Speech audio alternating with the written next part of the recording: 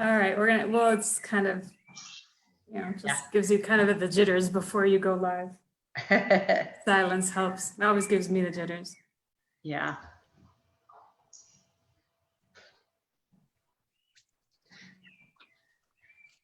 All right, so it should All be. right, so we are now live. It shows on mine. Streaming live. Perfect. So do you want me to start? Maria, you want to start? All right, well, thank you, everybody. You ladies that are joining me live here on video, as well as any of those of you at home that are watching us through Facebook. I think that today's conversation is going to be an interesting one. It is breastfeeding versus pumping. And obviously that has a whole lot of different meanings based on whether you are pregnant and getting ready to have your own child or a surrogacy pregnancy. Obviously, if it's your own child, that is truly a choice that you get to make. Whereas with surrogacy, it is more widely recommended by psychologists and the industry in general that surrogates are pumping in order to provide breast milk to the surro baby that they are birthing. So that is the topic that we wanted to talk about today. If not for any other reason than to open up the lines of communication and hopefully be able to answer questions and make it more clear, or just have a conversation that not every agency is talking about. And could we introduce right now that people are starting to join us? Please. So Tracy, could you begin introducing yourself? Okay, well, I'm Tracy Armado. I'm working for Omega Family Global, and I am a 4-time surrogate and have been in the surrogacy world now for a little over 18, almost 19 years. So I love what I do. It is my responsibility to support surrogates, and I have kind of a well-rounded plate, if you will, because I also use a lot of my experience and knowledge to handle situations that might not arise every single day. So that's a little bit about myself. Thank you, Tracy. Certainly. Christina?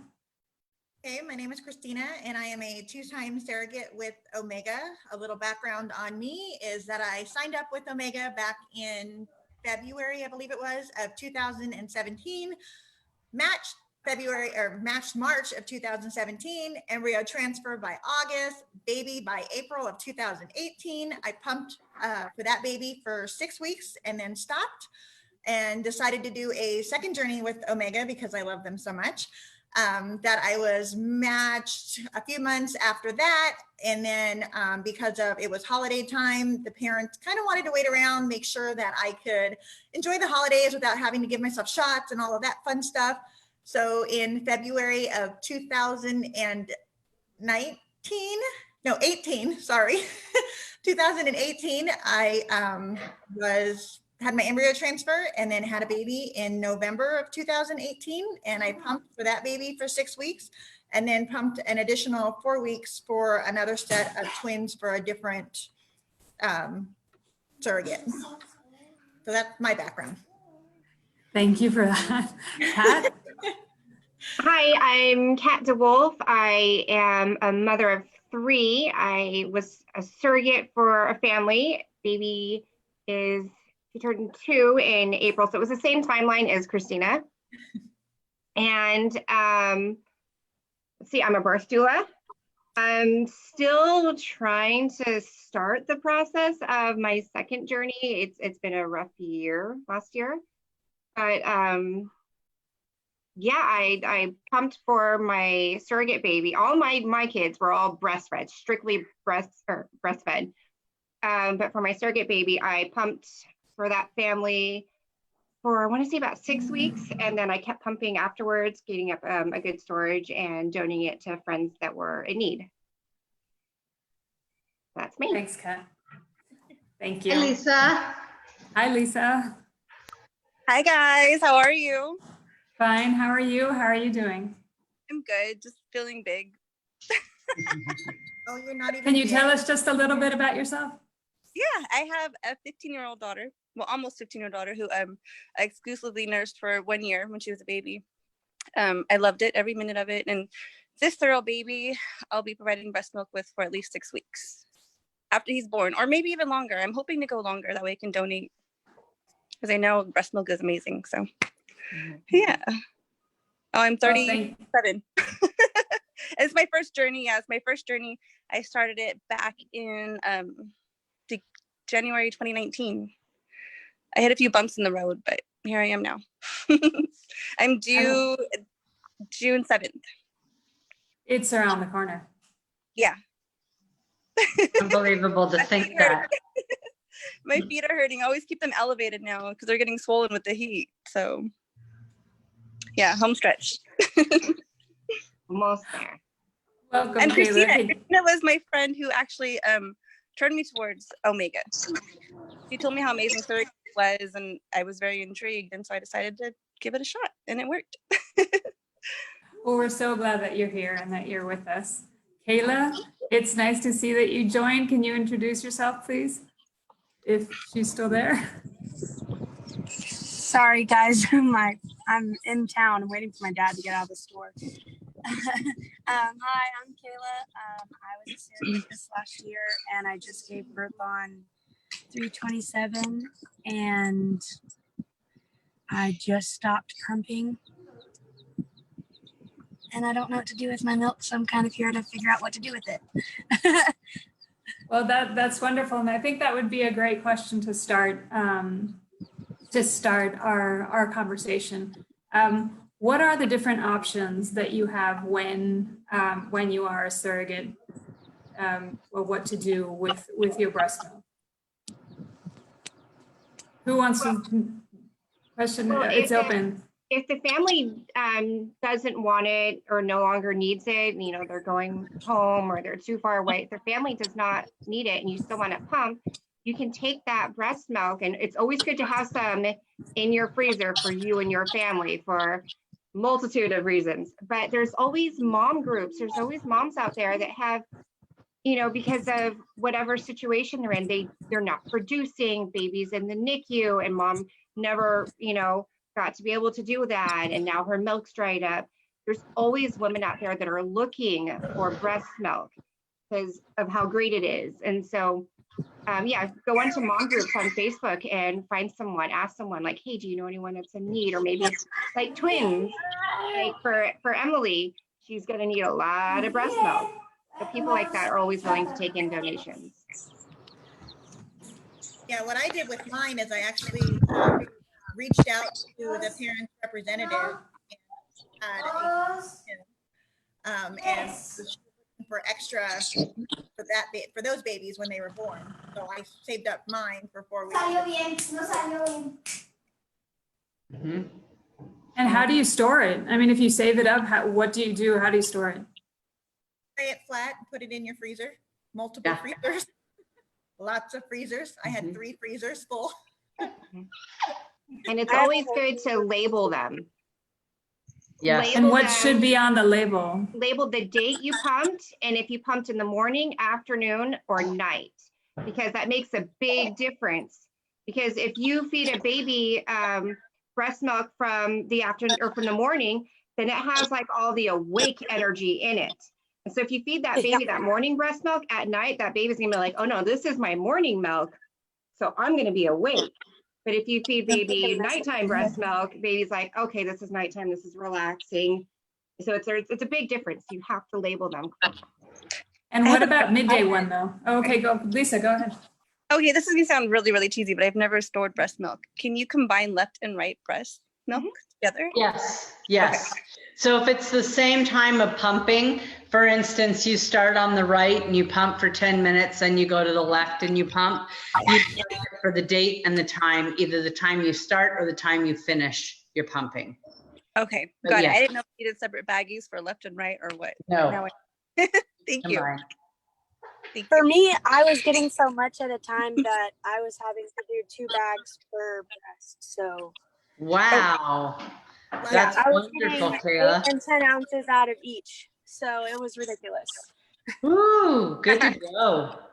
So I have like 450 ounces from 12 days of pumping just in my freezer still left, and I have no one to send it to.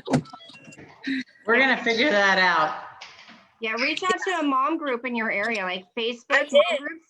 I arranged 2 different times for someone to come and pick it up, and no one's come to pick it up yet. So Well, we have to keep in mind that this is a strange time with all of this that's happening. That wouldn't be a normal situation if we didn't have the limitations that we do as of now. Yeah, and people So- being scared of going to other people's houses, especially not knowing you to, we're not even supposed to be 6 feet, anywhere within 6 feet of each other. And now I'm going to drink the milk that came from inside your body,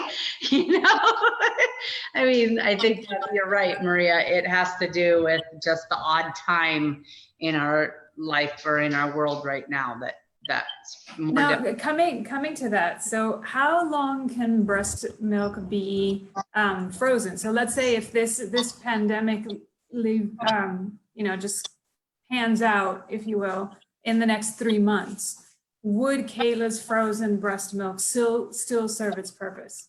Yes, 1 year. yeah, it's in a deep freezer. We're all so ready to it's scream the answer at you. I love it. I still have milk in my freezer and I don't even have any babies at home.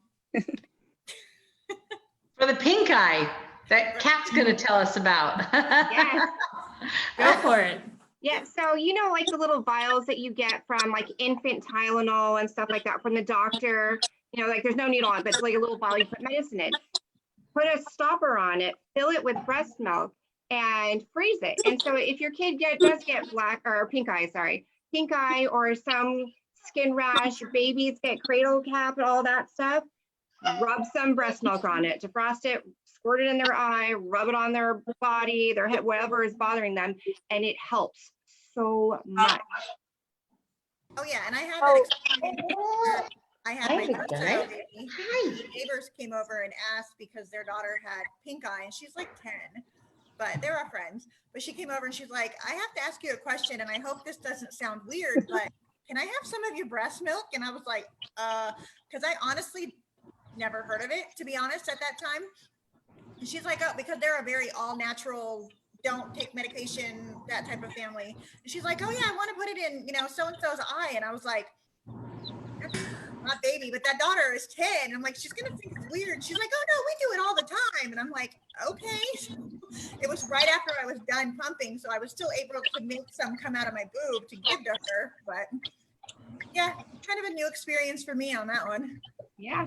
And what other uses have you? I have a friend that puts it in Vaseline for like diaper rashes and for sunburn, for burns and other things that it helps with that. The Vaseline just helps it stick to your skin better. Yeah. So if you get burned, you put it on you, or?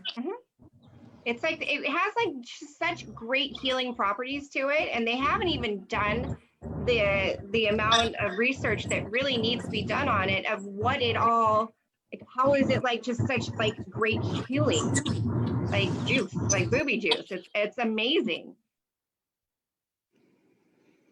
What kind of pumps did you guys use? I actually have it.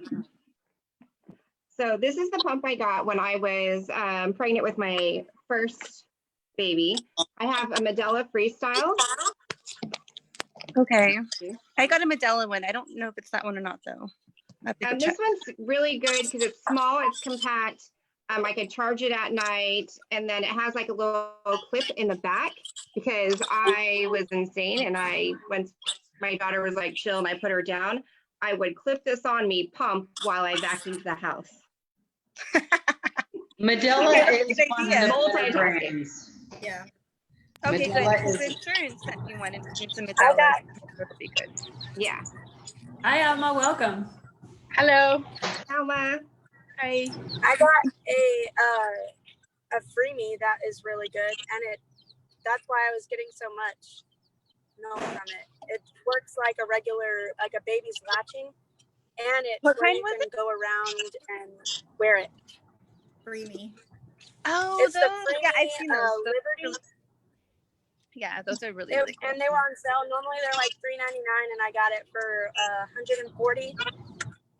That's a And good. it's like a baby is latching, so you can literally just wear it going around like you're carrying a baby around almost, and you get way more milk out of it, way more than my Medela. I was only getting 4 ounces out of each with my Medela, and I got this one, and I was getting 8 and 10, and I was like, holy cow, that's a Oh, lot. wow, that one sounds really good. Good. Yeah. There's all Maybe I different should have types. used that. Yeah, there's all different types of breast pumps out there. I have clients that splurged and got like that one that's shaped like a boob. And then you just like shove it in your bra, line it up, and then you can walk around and yeah, it's quiet, it works. It fills up the little reservoir full of milk. And then once you're done, you just pull it out of your bra and pour it out and you're ready to go. But those things are insane. Yeah. I haven't tried that one. I actually Alma, how long have you been pumping? I stopped pumping. I only pumped for 2 weeks because initially I didn't even want to do it. My IPs didn't mention it at any time until the very end. So I didn't buy a pump. I didn't buy breast pads. I didn't buy anything for it. So last minute, the baby's mom, she asked me if I can breastfeed the baby while I was at the hospital. And I was like, yeah, okay, that's fine. I'm okay with that. And so I did. I didn't think, because I only had her on my breast for like 4 or 5 times. So I didn't think I was gonna have my milk come in, but it did. And my breasts were so engorged. So I ended up going to Target, like 2 days. I had my breast engorged for 2 days. And then I ran to Target, I got a manual pump. And that's how I was pumping for 2 weeks. And I got a lot of milk, but then I started pumping less and less every day. So my milk would go away. Yeah. Mm-hmm. And what are you going to do with the milk? I actually donated it to my aunt because she stopped breastfeeding 2 months before I had the baby. So she only stopped breastfeeding because she was losing a lot of hair and it was her first time. So I was like, you know what? I have the milk. Do you want to try and give her some breast milk again? And the baby took it. So I gave it to her. Yeah, the hair loss isn't anything to do with breastfeeding. You lose hair after, a certain amount of time after you've given birth. It's because you have a hormone drop. You had that baby in you, you had that placenta full of all those good hormones and all that good blood and everything, and then all of a sudden it's all gone. So your body kind of just goes into shock, and then that's when you start losing your hair or your acne starts coming in. The best thing to do for that, which, because I'm a doula and I'm like super kind of hippie like that, is placenta. Encapsulating your placenta is really good. Having lots of iron and then still taking your prenatal pills, still taking all those vitamins to help with that hormone loss. I told her, but I think that was just her excuse. She just didn't want to. It was her first time and she did it for 6 months. And I think she was pretty done with this. So she was just making excuses, because I told her, just your hair loss is going to happen regardless if you're breastfeeding or not. Just keep taking your vitamins and it's gonna be fine.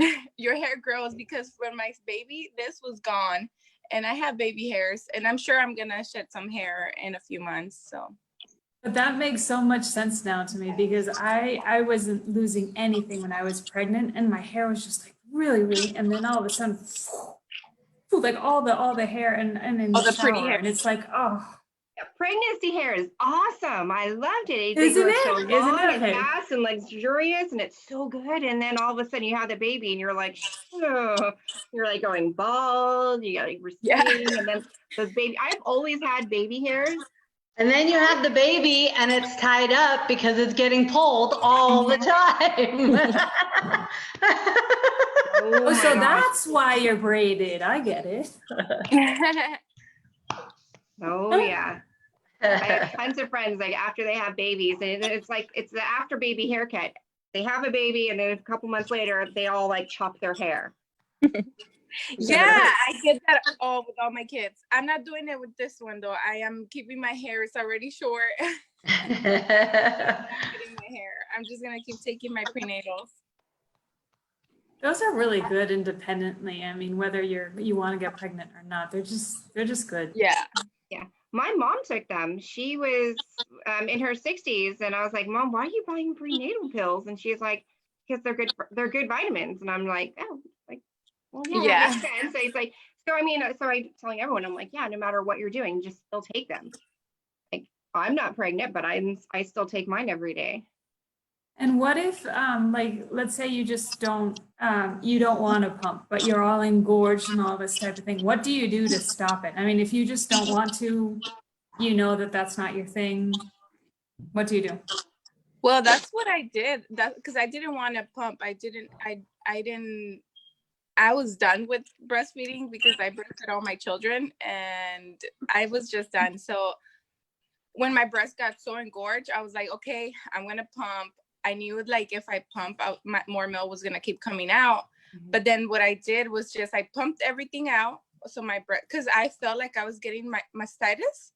Yeah. So I just pump everything out and I massage my breast until like 2-3 days. I was doing that, and I was getting all the milk out, and then after that I would just pump a little bit at a time, so I wouldn't be producing as much.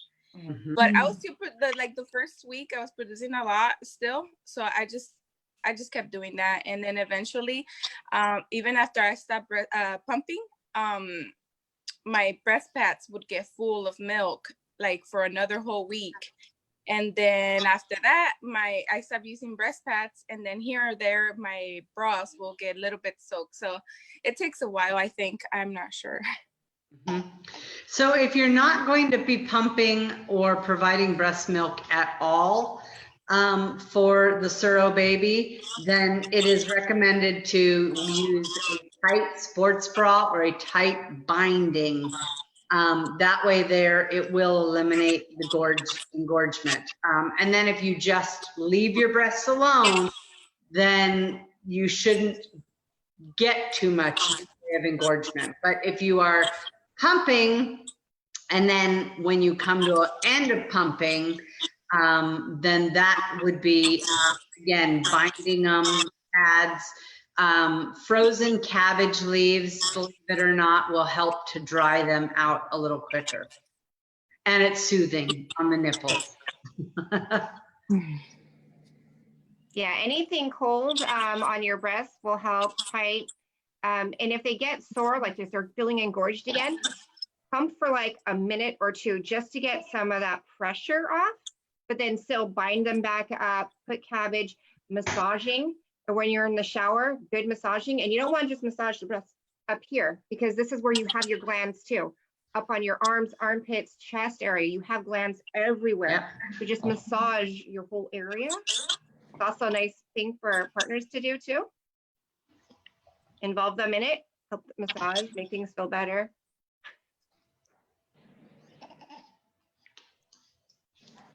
Question. So I have a regular freezer and a deep freezer. Is there a difference, like as far as breast milk goes, which is better to store it in? Wherever you have room.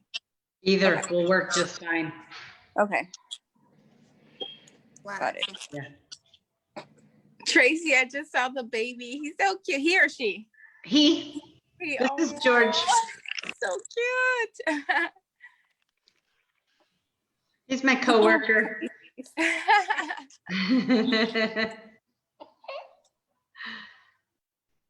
How old is he now? He's 4 months. Wow. 4 months at the end of this week. He's adorable. Thanks. Christina, He's so chubby. Christina, you wanted to say something? Well, I was just going to say, getting back on the topic of the pumps, where to get them, things like that, especially if you have not, like Kat, I know your kids are younger. Lisa and I, we're older. We don't, or I shouldn't say we're older. Your kids are older. Okay. Yeah, our kids are older, so we don't have to come around. For me, I did get the free one that came in from the insurance, but it wasn't as efficient, I felt, as the one I used in the hospital, which was the Medela Symphony, a big bulky one. So I ended up going on the Medela website and figuring out where I could rent it and renting it. But I did, of course, have to buy the pieces because you don't want, you know, all those things touching everybody else's boob. But that's one option too, is to look on the Medela website and see where you can go and rent them. I rented mine at Walgreens. I mean, that's where I got mine, and I didn't enjoy pumping. It was, I'm very small, so pumping was just hard. I didn't like it. It's a lot of work. That's a good surrogate pumper. For me, it was, for my children, I was able to breastfeed for a few months. But even breastfeeding my children, the pediatrician was like, you've got to supplement with some formula after, I want to say like 6 weeks, 8 weeks. You know, the pediatrician was like, not gaining enough, got to supplement. As a surrogate, I only pumped for a very short time, like 2 weeks, if that. Same thing, because it took, for me, so long to get anything. Same You know, here. maybe I just don't know breast pumping very well. Maybe I'm just not a good producer. Maybe it was the fact that I was sort of like, okay, baby's not mine. Bye-bye, done. No, That might have been my some women don't mindset. produce enough.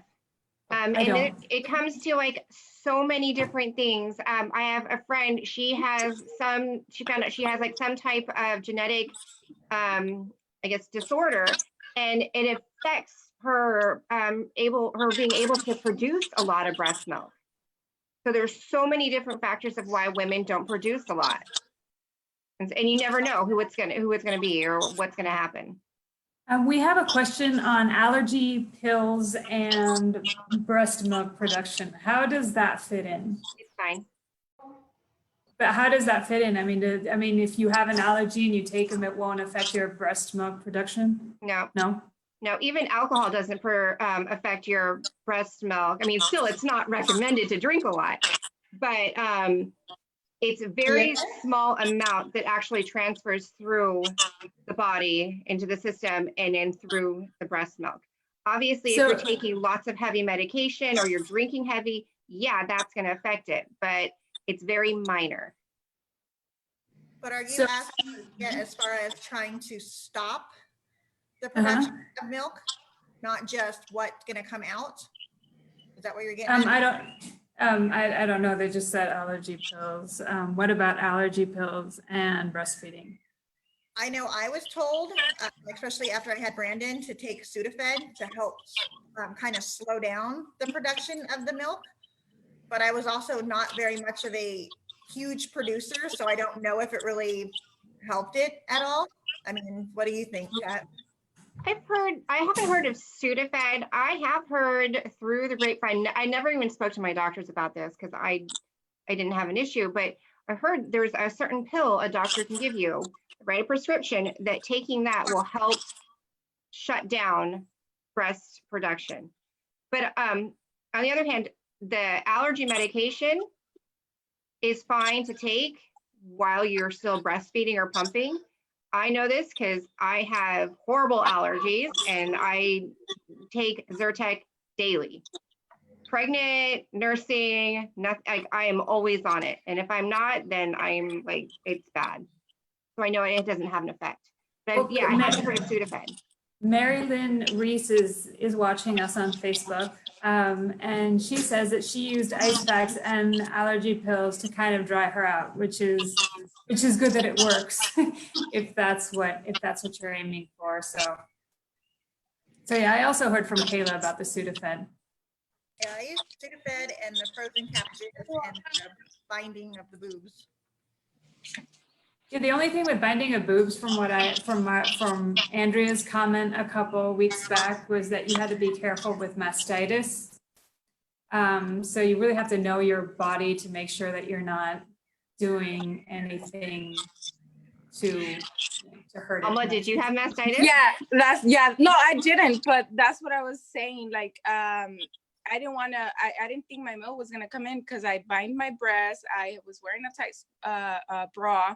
I didn't take it off, not even to sleep. And within 2 days after I got home from the hospital, my breasts were full. And I was like, okay, it's going to go away. It's going to go away. And then it was just hurting. And I felt like the little balls coming in. So I was like, oh no, I'm not gonna deal with this. So I just started like massaging them. Obviously the milk was coming out. And I feel like with breastfeeding, there's just so many different things you can do, like to stop and to produce. And sometimes it's gonna work and sometimes it's not, because the binding just didn't work for me. It was just not happening. And I had a pump. And then a few weeks later, I'm not producing any milk anymore. So I feel like everything it depends on your body, and what might work for someone, it might not work for other people. You just got to keep, trying looking what works for you. Yeah. And Lisa, you've never pumped before, have you? No, Or I did you? nursed my daughter for a little over 12 months, but I never pumped or stored. I was a stay-at-home mom, so I was able to just nurse her. I never pumped. And there's going to be a big difference between pumping and breastfeeding. You'll know, like, okay, one, it's just different because you don't have that baby to remind you to pump. Yeah, every 2 to hours. feed. She was a Right? good So you eater. have to like set it and do that. But then also, for me, and I don't know if it's true for anyone else, but like I strictly breastfed my kids, and my boobs were the same. And then after pumping, my boobs were like not as full. I guess if that makes. I mean, they're still big, but they just weren't as full. So I kind of had like that mom change that I did not like. Yeah, mine changed too. They definitely grew, and they just kind of stayed. So I don't know what's gonna happen this time. We'll see. No, mine shriveled and drizzled out. But I have implants from a long time ago too, so they get ridiculous. Oh my god. Yeah, I never pumped with my kids, so it was a very weird experience, especially after I had Bert, and then I was on the verge of the mastitis or whatever it's called. Mastitis. That I had to call the lactation consultant at the hospital, and she had me come in, and I'm just sitting there with my boobs out, and she's just growing like this and like trying to massage it out for me because I was not doing it correctly. I didn't know what I was doing. I've got kids, but I'd never pumped, and it was just a weird experience. So that means that there is like resources and help if someone has never pumped before, like how to do that, because obviously if you've never done it, you don't know if you're doing it right or not, or if that's the amount of milk you're supposed to be. When you're in the hospital, a lactation consultant comes and talks to you. And it doesn't matter if it's your first baby, second, like 10th baby, or if it's a surrogate baby, they still come and talk to you. And then you talk and say, hey, I've never done this before. How I do this? How does it work? And they'll show you everything of how to pump. They'll talk to you about getting blocked ducts. They'll talk to you about mastitis. And even after you've gone home, you can still talk to a lactation consultant to go see them, or they can come see you. So you can really get fully understand how to use your pump. If that pump's not working, they'll suggest a different one. They work with you really, really well. Yeah.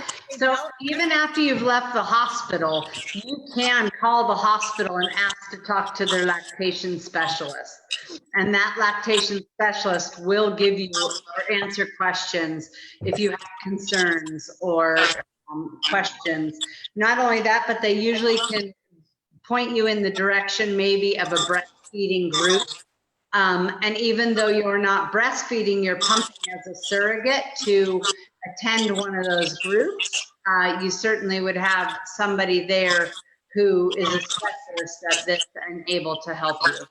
And it would also help with the stimulus, wouldn't it? Because since you're seeing that the rest are doing it and you don't have the baby yourself, then maybe that can help you with the stimulus. Christina Rogers says, Tracy, you have your hands full with those babies. Well, yes, I do. But I'm pretty good at juggling them. Just multitasking to the point of trying to have a video conference without cries going on. Maybe not so much. Doing a wonderful job. Yes, you are. And has any of you gotten blocked ducts or mastitis before? I did a very long time ago with my first child. Mhm. But I honestly don't remember. I just remember I had to go to the hospital and they gave me like antibiotics or something for it. Yeah. But it was very, very painful. That's why this time around I knew that it was forming, or like the little balls with the clogness was forming because I already knew. But I think if I didn't have experienced that, I would have not even noticed, and I would have kept on binding my breasts, and I would probably have gotten mastitis this time around. Yeah. There's a difference between blocked ducts and mastitis. Blocked ducts lead to mastitis, but hit you like a Mack truck. Mastitis comes on quick. You feel like you're getting sick. All of a sudden, you're really sick. Your boobs hurt. You feel like you have the flu. And that's, you have to go in and get antibiotics. Yeah. A blocked duct, as soon as you start feeling it, rub it. And if you're breastfeeding, you put the baby's lips to that side. Or no, wait, is their chin to that side. It's really weird. You have to check it out. A friend of mine would have her baby lay on the ground and she'd hang over in different positions depending on where her blocked duct was, and that baby would just suck on that area, or suck using the strongest part of their throat, and it would release the clog. It's really Do you weird. guys recommend getting one of the hakas? I think that's what it's called. The suction thing. I think it's called a haka. Oh, You know this thing? What is it called? It's I think it's the Haka. I have one. Yeah, do you recommend getting one? Yeah, you just squeeze it, you put it on your boob, and it just sits there, and then it slowly takes it out. That was actually, for me, it was kind of hard to use because I've got little boobs, but so not a lot came out. My Medela worked a lot better, but for those of you mamas that have the big old jugs, it probably will work really well. Okay. I was wondering whether or not to order one, but I think I will. I ordered the Haka and I used it twice. If you have anything bigger than probably a C, they're not that helpful Okay. because it's you're up there and it's hard to latch it on and you spill a lot. Okay. It's easier just to use a manual pump or a regular breast pump. Okay. Thank you. You're welcome. So that's interesting because Christina is saying she has small breasts and it wasn't helpful. And Kayla is saying she has large breasts and it wasn't helpful. So someone in the middle. Right about the review, people. The review is, unless you are a straight up C. I'm a double D and it does not work. You have I'm an to, A and it doesn't work. So. Okay, so B and C. And it saves the money. It's very painful because you have to like hold it in a certain spot if you're bigger than you're supposed to be for them. And if you don't hold them in that spot, it feels like it's ripping and it hurts so bad. Ouch. And it's still everywhere. So no, I don't recommend them. Okay. And do you know if like where you go rent your pumps or that they could also recommend like where you could donate the breast milk if your intended parents weren't going to want it? Do you think that would be a place that you could find it as well? Or someone could tell you about it? Okay, where do you donate? So like if you don't know where to donate and you're going to go rent your pump and then, you know, you've got more milk than you need or that you can provide, so you want to donate. Do you think that would also be a place where they could give you that sort of information, or should it just be? Yeah, no. Lactation consultants always know who needs milk and who doesn't, because, you know, they're dealing with all the moms that are struggling to breastfeed. Maybe they're not producing as much, or they're just not getting it, or you know, like I said, NICU babies get it. So they always know. Maybe Kayla could go with, you know, with one of those or contact one of those lactation consultants because she's got her breast milk that no one has come in to be able to get. Maybe they can coordinate something for her. Oh yeah, definitely. Because that's more like institutional and not as much as I'm afraid of being 6 feet away from someone. Right. So maybe, Kayla, maybe that could work for you. I've seen on mommy groups that you can just post like, oh, I have breast milk, because sometimes mommies will be like, oh, I need breast milk if anybody's willing to donate. So I think maybe that could work as well. Yeah, Kayla's tried, but it seems that people have said that they're going to go pick it up and then they don't. But it's because of this situation with Oh, okay. coronavirus. So I'm saying that if you have a lactation specialist, they can go a step beyond, I guess, the traditional pick it fear up. and have it coordinated. So maybe that could work for. And it doesn't hurt to ask them. No, I actually called the lactation specialist at the hospital, and they didn't have, they said that because of all the COVID and stuff that they can't, but if I know, I can post in a group, and that's the only way, that they can't legally tell me where to donate it because of all the stuff that's going on. oh, wow. So yeah, So this they is an can't give odd the time. Same thing at the hospital when I was saying my breast milk will come in. I don't remember if it was one of the assistant nurses or one of the nurses that said that I wasn't gonna be able to. Oh, I remember it was the RN in charge of the floor. She said that because I was like, what if I do have milk come in? Do I pump? And she was like, no, don't pump. Just bind yourself. It's going to go away. And I was like, okay. I'm like, well, if I do pump, where can I donate milk? And she was like, oh, you can't donate milk. For that, you need a background check. And she was telling me a bunch of things. And I was just like, That's with a major donation company. Ones that work through hospitals, like some hospitals have milk, have breast milk there, and then they use it on babies that, were C-section or NICU babies. That is a different type of donation. That's to like a milk bank. Yes, those ones you have to be screened. You have to set it up prior to even having the baby. They have to test your milk constantly.